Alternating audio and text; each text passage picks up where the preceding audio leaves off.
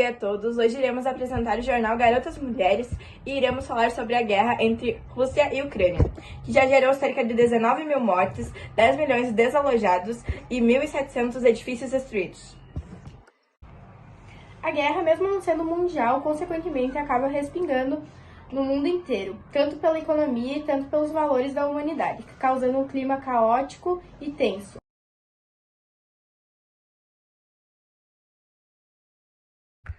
Bom, vamos falar então do contexto histórico do conflito entre Rússia e Ucrânia. Desde 2014, esses conflitos, esses ataques já vinham acontecendo. Dia 24 de fevereiro, então, ocorreu novamente a invasão, onde a Rússia atacou novamente a Ucrânia. E isso veio o estímulo do dia 21 de fevereiro, onde regiões separatistas foram formalmente reconhecidas pela Rússia. Então, qual a origem desse conflito?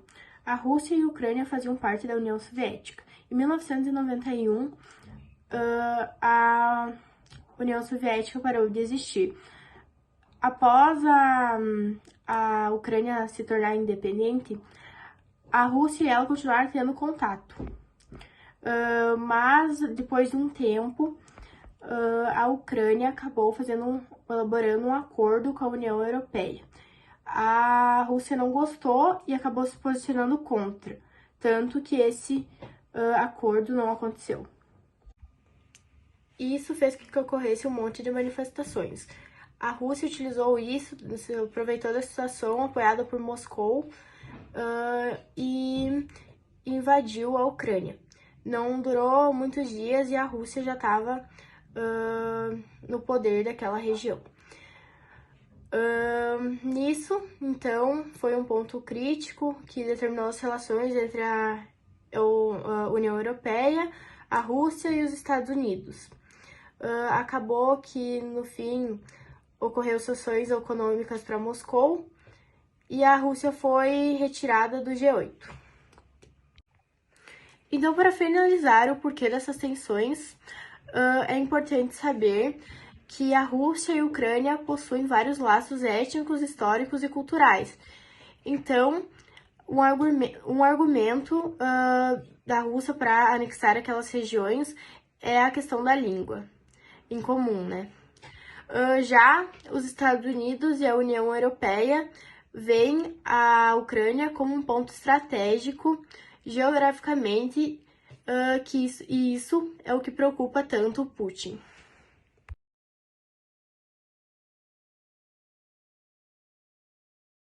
Bom dia a todos, obrigada Júlia. Eu sou a Georgia e hoje eu vou falar sobre as armas químicas que não podem ser utilizadas durante a guerra.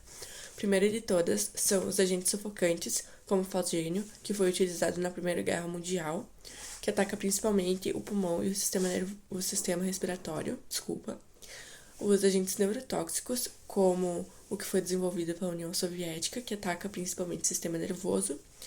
Também temos os agentes vesicantes, como o gás mostarda, que foi utilizado na Primeira Guerra, que causa principalmente queimaduras nas partes mucosas do corpo, então pode dar nos olhos, causando cegueira.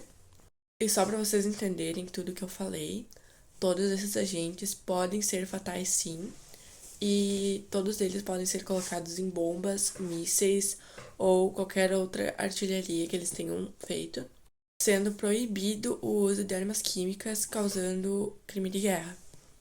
Tirando que isso causa uma destruição desnecessária em algum local em que as pessoas não têm nada a ver com a guerra. E também, dependendo como for feito, pode ser jogado em um lugar errado, por isso tem que ter todas as coordenadas certas passadas para o homem que vai atirar.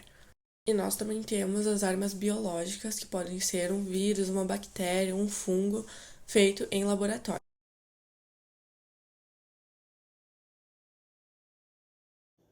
Olá, bom dia a todos. Eu me chamo Isabela e vim aqui falar um pouco sobre a parte geográfica da guerra entre a Rússia e a Ucrânia. Bom, como já era previsto, o mundo todo sofreria consequências drásticas diante dessa guerra. E é o que está acontecendo. O valor de alimento, petróleo, entre outras coisas, só aumenta. O trigo e o petróleo principalmente. Tem risco de faltar e tem tendência de só aumentar o valor.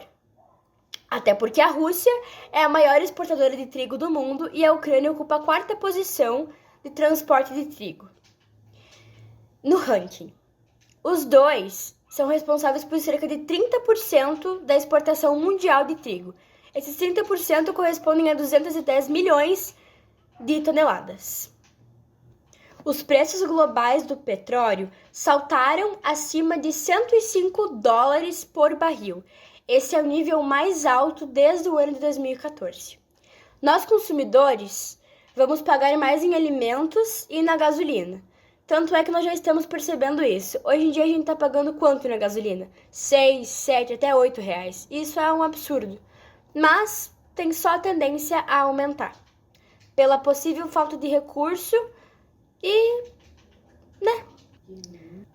As sanções têm como objetivo enfraquecer a economia russa. E o conflito entre a Ucrânia e a Rússia vão gerar uma crise de demanda e oferta de petróleo no mundo. Essas foram as informações de hoje. Conto com vocês no próximo programa. Até mais!